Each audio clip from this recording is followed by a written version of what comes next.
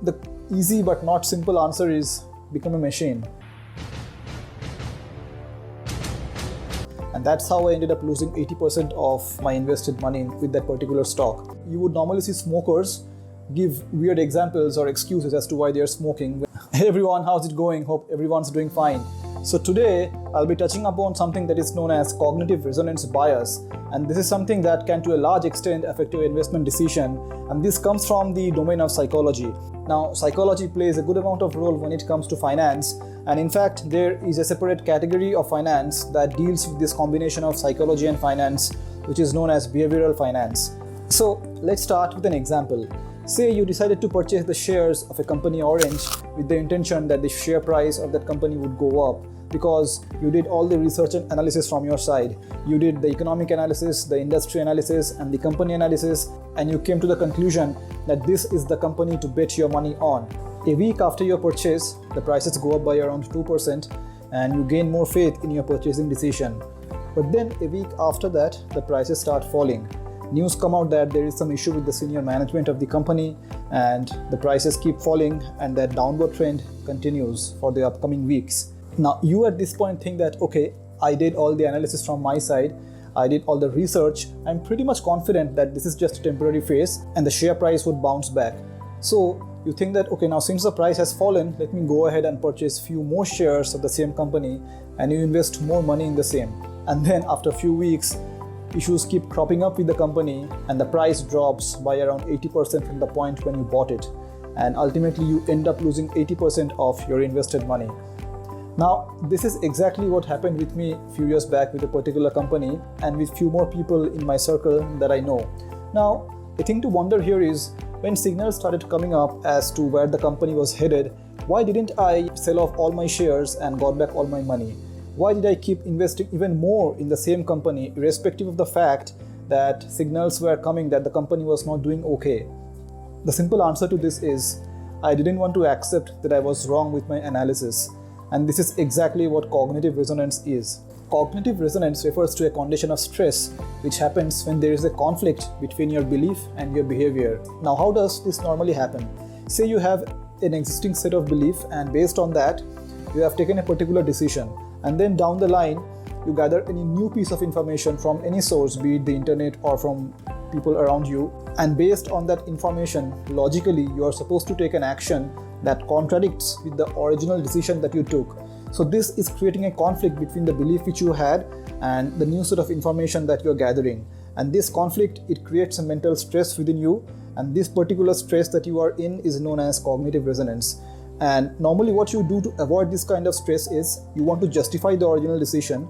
So you end up searching for facts, or rather information, which justifies this. And more often than not, those pieces of information are not rational, and you also end up ignoring any rational piece of information that you come across. Now in the example that I gave, I already had a belief that I should purchase this stock and I should hold on to it, because obviously I did my analysis. But then down the line, pieces of information started coming from various sources which hinted that I should sell this stock, and this was in direct conflict with the original decision that I took, that I should buy and hold on to this stock. Now this was creating a discomfort within me.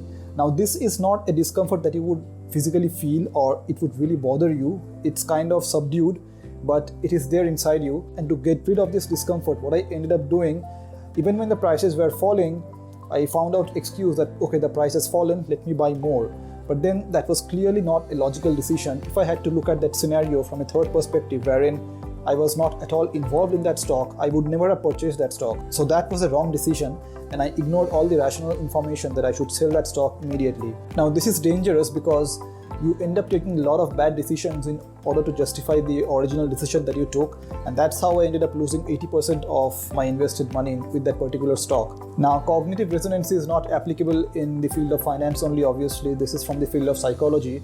So to give another example, you would normally see smokers give weird examples or excuses as to why they are smoking when asked that you should clearly stop because the evidences hint towards getting lung cancer when you smoke. You would see them giving examples that, okay, this particular person smoked his or her entire life and they are still alive till the age of 80 or 90.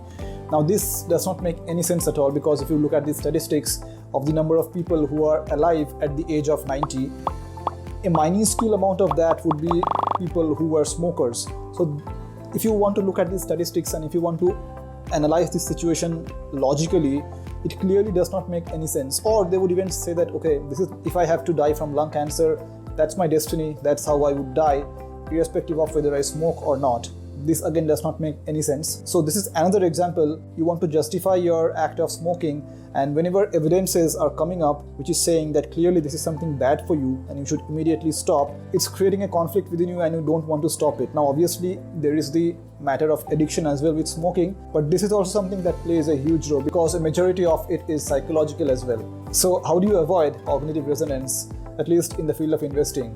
Well, the easy but not simple answer is become a machine.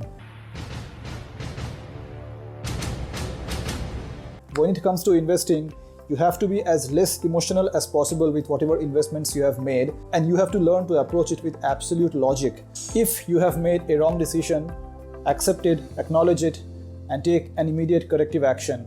There is no harm in accepting that you were wrong, because everyone can be wrong. There is no question of ego here, that you have made a wrong analysis and you have made a wrong investment. It's fine. So that's how you should approach investments. A good investor never shies away from any uncomfortable emotion that comes up because of any decision that he had taken in the past. Now I know this is easier said than done, and someone who's even slightly active in the stock market and is engaged in purchase and sale of equity shares, he or she would know exactly what I'm talking about. If you want to know what's the difference between being rich and wealthy, you can go ahead and click here. And if you want to know about the factors that could help you make the right selection of stock or a mutual fund, you can go ahead and click here. That was it for this video, and until the next one, take care, see you, and bye-bye.